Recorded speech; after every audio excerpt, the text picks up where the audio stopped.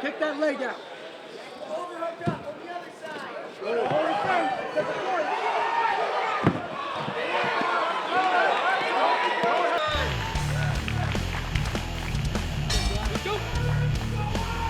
Platinum Gloves is actually, making the mark the spot for MMA over here in Long Island.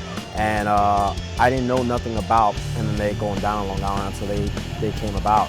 I think they're going to set the tone, and everyone's either going to ride the train or try to build their own thing, but they're pretty much the father of this right now over here in Long Island. We don't allow real violent elbows, eye gouging, hair pulling, all the stuff you see in other MMA events. We try to be as safe as possible. Usually the fighters, they don't fight dirty. It's an accident when it happens, so they'll get a warning. If it happens again, they'll get a point taken away from them for the round. And then if it happens a third time, then you get disqualified. But very rarely do you see a fighter intentionally pull a dirty move on their opponent. It makes it more of a skill, a wrestling match. Just a little bit of stuff. You can throw gloves, you can throw hands. Other MMA events, everything goes. And basically, it's like almost watching a street fight.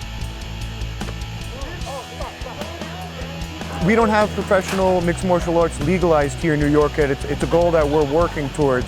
So typically a fighter gets a handful of amateur fights under their belt. In my experience, the more the better, because the more ring experience you have, the more comfortable you feel when you turn pro. So maybe 5, 6, maybe up to 10 fights, and then you'll go to fight in a smaller professional organization in New Jersey. A lot of them are based out of Atlantic City. Some kids are a little green. They don't really have all the skills, and then there's guys that look like they've been around for a while, but it all depends on the gyms and stuff. But more notable gyms on Long Island, they produce better fighters, it's a better quality, but it is an amateur tournament, so we're not looking at these George St. Pierre's. These are all amateurs looking to get their start. Every fighter I've talked to is extremely grateful for the chance to fight here in front of their hometown fans and whatnot, because usually they have to travel to Pennsylvania, they have to travel upstate.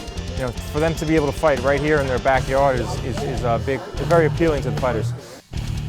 As people get more and more comfortable and familiar with the sport of mixed martial arts, they're going to come to see their friends and family members fight, and the sport's just going to grow exponentially in the future. I've been involved with the sport for 12 years now. I've been fighting for about 7 years, and 6 years ago, you'd walk down the street or go to the mall, and if you saw somebody with another MMA shirt on, you'd stop them and talk to them, just because you were so ecstatic. It was like the first time you saw somebody that was into the same thing as you ever.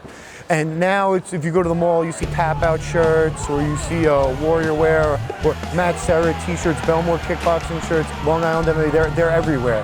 And a lot of people are training, and a lot of people are fans.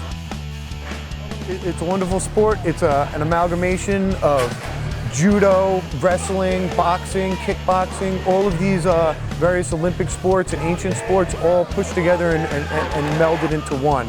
And with the sport of mixed martial arts itself, now we have some rules, and it's a safe sport. It's not like it was in the early 90s, and it's sanctioned. It's in almost every single state and in most countries in the world, and it's just going to get bigger.